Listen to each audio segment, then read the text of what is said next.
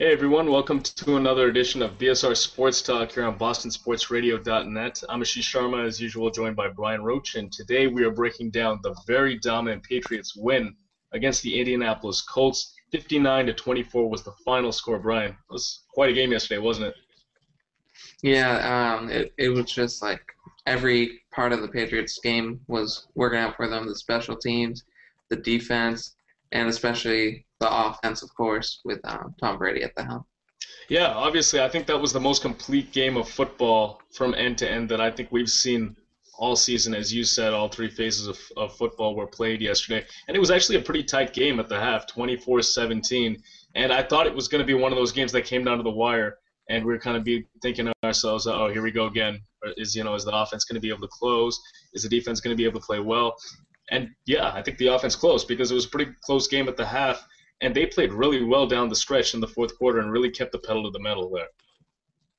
Yeah, the defense was able to get some key stops with the interception returns and also just like a fumble recovered and another interception late in the game.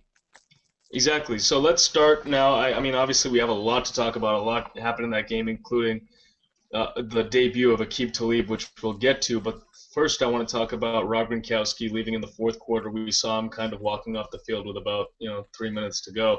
Later in the evening, we find out that he actually has a broken forearm and is going to miss 4 to 6 weeks, and that's really a crushing blow to this team right now. That's already been dealing with a lot of injuries.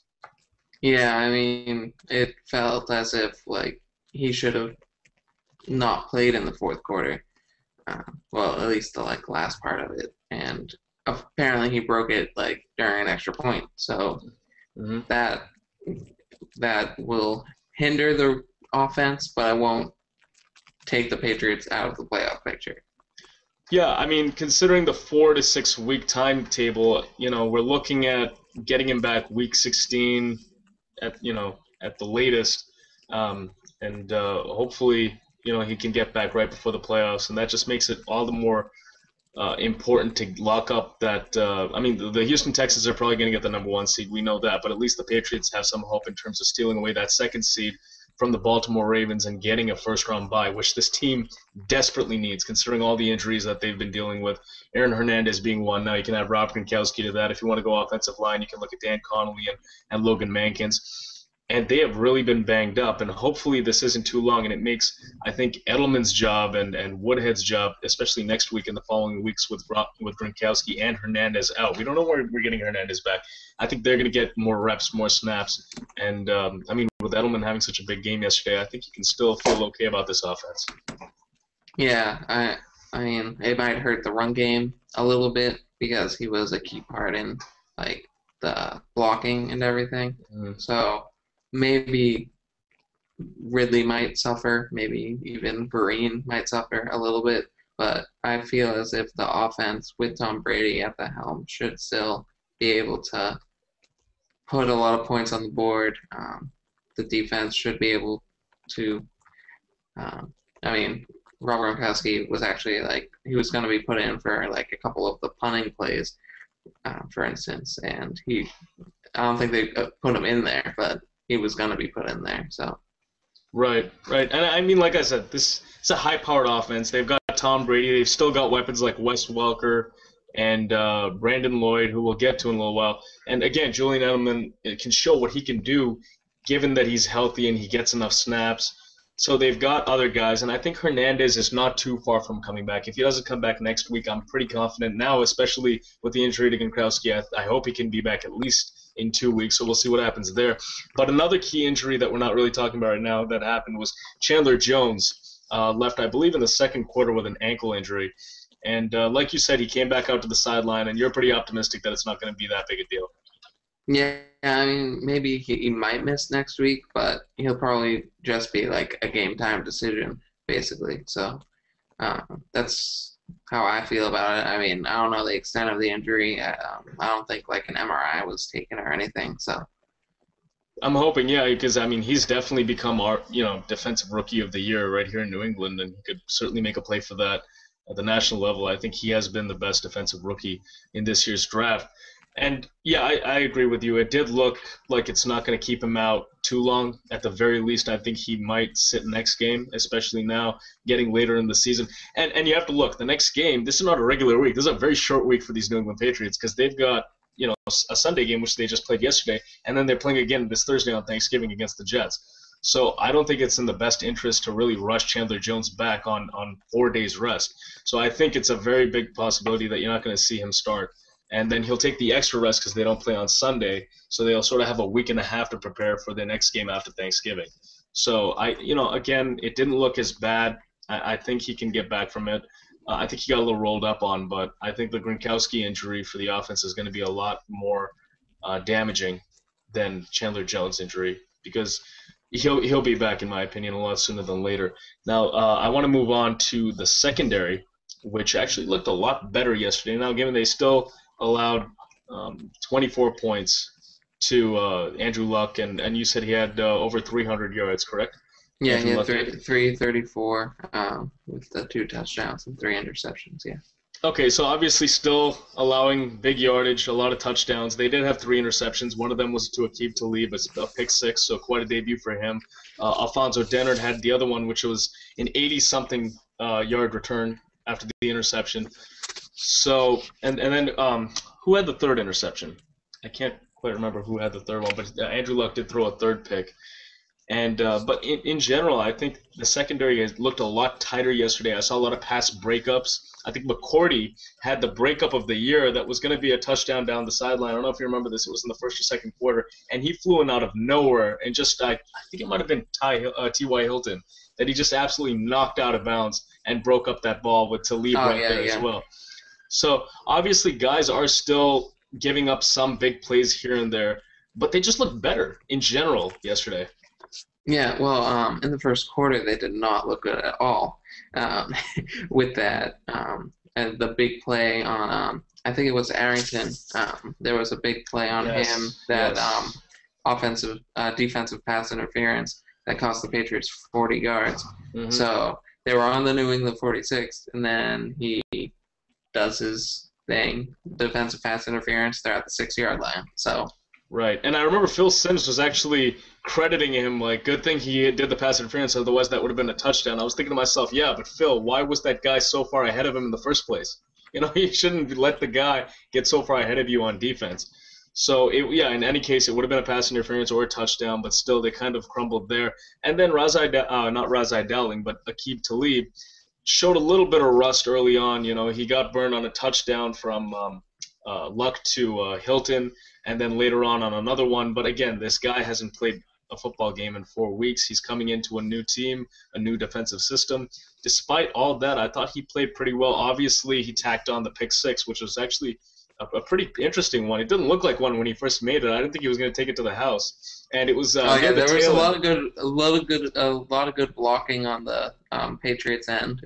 He actually waited for one of his blockers. Did you see that at the very end? He kind of slowed up a little bit, and I was like, "What is he, gassed or something? Why is he slowing down?" And then I realized, he's actually waiting for his blockers, and that's actually a veteran move right there. Because most young guys will just try to power through and make a big play. He kind of slowed down. He's like, "I'm just going to wait for someone, and then I'm going to go to the outside and score." So that was pretty interesting. In general, this pass defense is still absolutely horrible. Like, there's no doubt about it. But compared to what we've seen now over the last season and a half, 2 years with this pass defense, yesterday was actually pretty encouraging. Like, only 331 yards, not bad, for a guy like Andrew Luck. And they had some key interceptions and things like that, and some good pass breakups. So I think if they can start to get better a little bit, I can live with that. Well, yeah, the thing is, like, the Colts had 448 net yards compared to the Patriots' 446. So even though the Patriots had less yards, like total net yards, that the 4 turnovers were really key in this 35-point victory. Oh yeah, and that resembles sort of last year where they were giving up like nearly 400 or 350 to 400 yards a game, but not allowing that many points to go up on the board. And considering this Patriots offense putting up 30 and in some cases 50 points every now and then, I can live with 21 or 24 points allowed by this pass defense, or even the run defense every now and then. I can live with that, considering Tom Brady at the helm with a healthy Gronkowski and Hernandez and Welker, and you look at this offense and how deep it is. I can live with that. That's okay. But you did make a very interesting point, though. You said that turnovers were very key in this game. And that's a perfect segue to the next thing that we're going to talk about is Rob Ninkovich forcing his 5th fumble of the season. How underrated is this guy? Seriously, he's been doing it all year. Yeah, I mean, he actually tied Mike Vrabel for the most in franchise history with that 5th one. So he could potentially have a record-setting year with the fumbled recoveries and the forced fumbles. Yeah, he's let's see, I have it right here. He's 3rd in the NFL in forced fumbles. He has 5 for this season, and he's tied for 1st in recoveries for 3. So he's been a part of 8 fumbles / recoveries this year, and I think a few of them have been strip sacks, not all of them. But, two of them were strip sacks. One was the one against the Jets, which won the game in overtime. That's right. And then there was this past one, which helped turn it into like a touchdown drive. There you go. And I think he's probably one of the most underrated defensive players in the league. Definitely on our team. No one ever talks about Rob Ninkovich, but the guy makes plays. He really does. And he just kind of goes about his business, and I think the guy's a leader. So I'm really impressed with what he's been able to do, and I hope he can keep it up because I know that come playoff time, I don't know how deep a run this team is going to make, but I just have a feeling that Rob Ninkovich is going to make a game-changing play in the playoffs that is going to help them probably get to the AFC Divisional or AFC Championship game or something like that because we talked about this. Defense wins championships, not offense. Offense helps, kind of space you out from the other team, but at the end of the day, you need stops, and that's what Rob Ninkovich does. And, again, going back to the offense, Brady, another sharp game, another 300-yard pass game, 3 touchdowns, no interceptions. I think he posted a pass rating over 100. I don't have it in front of me, but I know on the season now he's up 102 pass rating. Mm-hmm. A lot of people have been arguing with me about this, saying Peyton Manning is the MVP at this point in the season. I say it's Brady. Who do you have? For me, it would probably be AJ Green, only because he's had 9 straight games with a touchdown. He's helping the Bengals make a playoff push, helping Andy Dalton and just the Bengals just become a playoff contender. Really?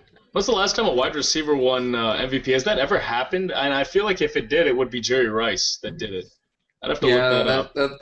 That probably would make the most sense. So. Right. Yeah, no, in this day and age, it just seems like a quarterback award. And looking at the way Brady has carried this team, he is my MVP at this point. I know Peyton Manning is having a fantastic year, but I think you have to look at the value that Brady brings to this team, considering that this defense, passing-wise, has been so bad. They've dealt with the injuries, to the offensive line. To Aaron Hernandez has been MIA this season because of that injury that he suffered week 2 against the Cardinals. He's kind of been in and out, hasn't really played much. He came back for that one game, and then didn't really. Actually, he had a big game. Was it against the Jets that he came back? And then the next week. Yeah, he had a touchdown. And then the next week he didn't make the trip to Wembley, and then we haven't really seen him since after that. Well, as I said, the last video we did about the Patriots, his offense, the offense has actually scored more points without him. So that's right. They have. But I don't think that, and I say the same about Welker. He's not a guy that you lose, and yeah, you can say that, well, we're putting up more points, so we've done better in this regard. Aaron Hernandez gives you more options. He's so versatile. He's listed as a tight end. You can send him out and play him as a flanker. You can bring him and play him in the slot. You can play him as a tight end. You can play him as a fullback or running back. He can do anything. He can do everything. So I think that's where his value is. He's so different from Gronkowski, who is basically your pure tight end, the guy who blocks and catches, and pretty much that's it. And that's why I think they're missing Hernandez a little bit, and it'll be interesting to see how fast he comes back from this injury now that Gronk is going to be on the shelf for a while. So, that being said, I think dealing with all these injuries that they have, Brady has still put up monster numbers. He's near 3,000 yards. He's at about 21 touchdowns. He's on pace for 30-something and, nearly 5,000 yards, 4,800 or something like that. I think at this point in the season, you have to look at that and say he's the MVP. Because Peyton Manning, they have pretty decent defense in Denver. We don't have a good defense here in New England. They haven't really dealt with that many injuries. Actually, Willis McGahee now is going to miss, I think, 6 weeks with an injury. I just read that on NFL. 6 to 8 weeks, today. yeah. Yeah, but other than that, they've been all right. So, and he's having a fantastic year. But you know what, Peyton? Comeback player of the year. I would absolutely give that to you, but you're not the MVP. Oh, yeah, this year. definitely. Yeah. I mean, he's had a great year. He has Demaryius Thomas and everyone else. Demaryius Thomas, not Daenerys. Yeah, and Demaryius Thomas is probably one of the biggest wide receivers I've seen. Like, he's huge, this guy. He should be a tight Imagine end. if he was on the Patriots. Yeah. Tom Brady would have so many targets, it wouldn't even be fair. So that being said, with all those things taken into account, I think obviously there's a lot of football left to be played. But for that reason, if I was a voter for MVP, Tom Brady would have my vote. And obviously it would be slightly biased, obviously. But I really, truly believe that. So you have A.J. Green, I have Tom Brady. We'll see. We still have a lot of football left to be played, so we'll see what happens with that. Now, we touched on Ridley a little bit. I want to go back to him. Consistency. We talked about this in the last Patriots video. He is a very electrifying running back. Again, still needs to seek that consistency from week to week. He'll give you 120 yards rushing, then he'll give you sort of a 40-yard game, and then he'll go back up, and then he'll go back down. Yesterday, an absolute clunker, 28 yards. What was up with that? I feel like he just didn't try to run to the sides as much. He tried to just go forward instead of running out to the sides. And I think the Colts defense is starting to get it together against the run. I mean, they had some really bad games against some bad run teams, so maybe the coach is focused on just stopping the running plays. Yeah, no, that's true, but I think it's just a matter, and he only got, how many carries? 15 carries yesterday? I'll have to look that up. But, I just think that it's been a pattern. 13 carries, there you go. But I think it's just been a pattern with him that he just hasn't given you consistently, 80 to 100-yard games. And obviously no one, whether it's Arian Foster or Adrian Peterson, is going to give you a 100-yard game every time out. But I'm a guy, whether you're talking about baseball and a pitcher giving you consistency or, running back in football, I would rather have a guy who consistently gives you the same numbers week after week. And obviously it changes depending on the run defense and the opponent and stuff like that. But I don't like the fact that he's giving you two opposite ends of the spectrum any given week. I want to see a little bit more middle ground. You know what I'm saying? Well, it's also based on how the Patriots run plays, because they ran only 25 run plays and 35 pass plays. So, and then it was evenly dispersed between Ridley and Vereen, basically 13-11.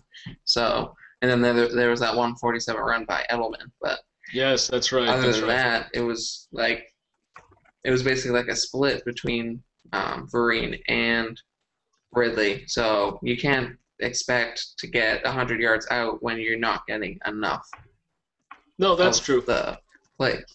No, that's true. I agree with that. I just think he needs to be consistent. And I know he didn't get as many carries as he did last game, but it's a pattern that we've seen all year. And I don't know why that is, and it's frustrating because sometimes he can give you 100, sometimes he won't. If he can give you a little bit more consistency, I think you're going to see him and he's got, 800 and something yards for the season, so he's going to finish over 1,000. He's going to finish with 1,200, 1,300 yards, which is fantastic. But the great ones always give you consistency, and that's what we're looking for in Ridley. And again, I'm not worried about it. He's young. He's in his second year. He's going to figure it out, and he's going to come, and can give you more of that. Now, moving on to what you just said, Julian Edelman, who had a fantastic game, huge game, probably a career game. He had 5 receptions on 7 targets, 58 yards, receiving with a touchdown. And then running-wise, you just mentioned he had a 47-yard touchdown run on. No, it wasn't touchdown. It wasn't a touchdown run. It wasn't a touchdown. No, he almost scored, but that's right. You know what? I'm thinking of the punt. I'm thinking of the punt return. You're right. He had a 47-yard carry, and then he had the punt return. I don't know what 68 yards. 68 yards. Yeah, that's right. So he had 2 touchdowns. One was receiving, and one was on a punt return for a touchdown, 68 yards, and then he had a 47-yard pickup on the ground. So obviously, all-purpose yardage was over 100, and he had a phenomenal game. And again, demonstrating his versatility. And I know this is looking ahead again, and I tend to do that a lot. I like to kind of look into the future, look into my crystal ball. This kind of got me thinking. Welker is in the last year of his contract. Could Julian Edelman now kind of fill in that slot receiver role and kind of take over for Welker after he's gone next year, which is a very real possibility? Yeah, I could see that. I mean, there's going to be times where Welker's, I mean, dropped some passes this year. He has at least one dropped pass, I believe, in every game. It's his like signature thing to drop at least one pass. So, and Edelman doesn't seem to do that as often. So. Yeah, no, it seems to be the curse of Welker that dates back to a very famous, infamous Super Bowl that happened kind of recently, which we should have won had someone not dropped a pass that would have sealed it. So yeah, it seems like it. But Welker is a fantastic player. I mean, you don't lose a guy like Wes Welker and say, oh, we got so much better. You know, it's not going to happen. But it just seems inevitable that he's going to be looking for his big money next year, and you know, Robert Kraft and Bill Belichick are going to say, you know what, thanks for everything, but you know, we're going to look elsewhere. And I agree with them. I think this offense has, again, if they can stay healthy with Hernandez and Gronkowski and Edelman and Lloyd, I think they Shango. have, and Shanko. Yeah, that's right. We did have a Shanko sighting, by the way. I did see Shanko on the field for a couple snaps yesterday. I was wondering, and I think now with Gronkowski out, we might see a little bit more Shanko and Hamanamui, or I don't even know how to pronounce his name. But we might see Well, he's a more. wide receiver, isn't he? Shanko's a tight end. No, not Shango. Hanamanuui. He is a tight He's a end. wide receiver. Oh, I thought it was a No, he's a tight end. I can't even say his name though. I just like trying. Hamanamui. But so I mean honestly, I think this offense has enough to kind of get by without Wes Welker. You know what I'm saying? So even though Edelman isn't going to put up those same electrifying numbers that Wes Welker has for the last 4 years, and again, Phil Simms was saying, you know, Hall of Fame is calling. Absolutely. I mean, this guy's given you 4 straight years of 100 or more receptions. This will be his fifth at his current pace, and he'll be the only receiver in the history of the National Football League to have, forget five consecutive, five receiving or 5 seasons with 100 or more receptions just in his career. And he's done it 5 straight seasons if he can finish off this season with 100 more, which he looks like he's going to do. So, I mean, he's a fantastic player, but again, like this team's deep enough, they can get by without him, and I think that they can reallocate some of that money. He's going to come off the books. They can reallocate some of that towards maybe strengthening this defense, because I talked about this last week. Charles Woodson not going back to Green Bay. Ed Reed is going to be a free agent, but I thought to myself, you know what, he's probably going to go back to Baltimore. I'm not so sure anymore after some comments he made, because he said, look, I'm looking to get paid. And if Belichick is willing to maybe Didn't he talk get to Ed Reed, suspended? I'm sorry? Didn't he get suspended recently? Did Ed Reed get? Huh? I don't know. Where'd you hear that? Yeah, he got suspended because of hit to the head of another player, and it was his third in like three seasons. So they suspended him a game. Really? Wow, I didn't see that. I'll have to look at that after this is over. I'll check that. But I mean, Ed Reed is probably the best defensive back to play in our era of football. I think he's the best I've seen. And I know Ronnie Lott is widely regarded as the greatest defensive back in the history of the game, and I don't even argue with that. I completely agree with that. But I think Ed Reed is pretty close after what he's been able to do. You know, Yeah, and if Belichick can kind of make a play for him with some of Welker's money that comes off the books, I think you have to either go Ed Reed or Charles Woodson. Get one of these guys, if not both. Obviously, it's going to be tough to bring in both here, but you have to make a play for one of these guys because I think McCourty's kind of getting used to the role of being a safety now. I kind of want to see him do that. Maybe trade away Patrick Chung, keep Aqib Talib here, go after either Woodson or Ed Reed. You know, yeah. I actually want to talk about Patrick Chung because go for it. he tweeted after the injury report came out before the game about like who would be active and inactive. Yeah. And he said, "Gotta love business," and then he quickly removed the tweet. So Yeah, I'm I saw that. thinking, I'm thinking Bill Belichick will look at that and like maybe he'll be waived by the end of like before the week starts, like before the end of the week, like just like have him like out of the picture and bring back Deion Branch. So Yeah, oh yeah, now with the injury to Gronkowski, they might actually go after Branch. Even though he's kind of had a subpar year, he's always, old reliable. It never hurts to have a guy like that in a key situation where you need some yardage. But yeah, going back to Patrick Chung, I did see that tweet and I heard about it. And I've always been a fan of his. I think always reminded me sort of as a hard hitter, kind of like a Rodney Harrison type. Just never really had the ball skills that is required at that position. And yeah, it wouldn't be surprising to me to see them go in a different direction with Patrick Chung after this year, and see if they can kind of strengthen the defense by bringing in some veteran presence, because this is a very young team that needs to. You always say you're trying to get younger, right? No, I think this defense needs to get a little older. Kind of reach that point where they have a little bit more experience at a lot of these skill positions like cornerback, safety, stuff like that. So, we'll see what happens with that. And I know you wanted to talk, just quickly changing gears here, I know you want to talk about Brandon Lloyd and how he's sort of been not exactly a disappointment here in New England. I wouldn't go that far, but has kind of flown under the radar when we thought he was going to be providing a lot more for this offense. Yeah, he's supposed to be the number 2 receiver. He only has 3 touchdowns. I don't know exactly how many yards, but he only had 4 catches for 45 yards this game. And so, I mean, with Gronkowski out, it's his time to shine, basically, because they'll look for him in the end zone, deep passes. I mean, Brady and him have been off a couple times when he's beaten out like a cornerback, and he's been able to like get open, but he hasn't been able to catch the ball because it hasn't been close enough to him. Like usually, like Brady's like a couple yards off. That could be because of Lloyd's timing being off and stuff like that. Yeah, yeah, we were actually talking about that before the show, and I think it has to do with Lloyd's timing on those timing routes where, you run down the field on a post or something and then look up.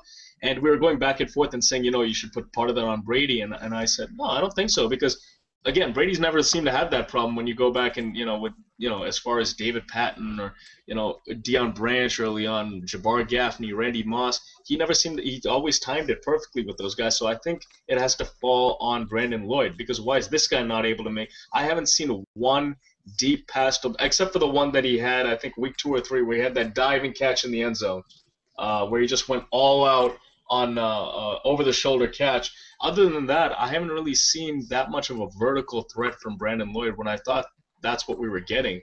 And then on top of that, we threw on the fact that this guy's worked with McDaniels in Denver and St. Louis. There's that familiarity. It's going to work out. I just haven't seen it, Yeah, I get what you're saying. He can spread out the defense, but he hasn't caught many of the long passes. So I think he'll get his chance now. Now that Gronkowski's on the shelf for a little while, I think he really needs to step it up. I think Edelman's going to see a lot more snaps. I saw Edelman on the field offensively getting more snaps, I think, in this game than I did at any point in the season, and I think at any point in his career. He tied a career high for targets yesterday with 7. He tied a season high with 5 receptions. So I think we're going to see a little bit more Edelman. And again, early on in the year, we were talking about why is Edelman getting more reps than Welker. It seemed like that, and then he got hurt. So, again, going back to the Welker thing, I think that's a very real possibility that they're grooming him to kind of replace Wes Welker. Now, last thing I want to talk about, and this is the first time that I've seen the Andrew Luck highlights and things like that, and I've read about the kid, and he's been pretty impressive, him and RG3. But this is the first time that we really got to closely examine the talent there. And I think this kid has the potential to be something special. He's the last time the Indianapolis Colts had the number 1 overall pick, they took a guy named Peyton Manning, and he turned out to be pretty special.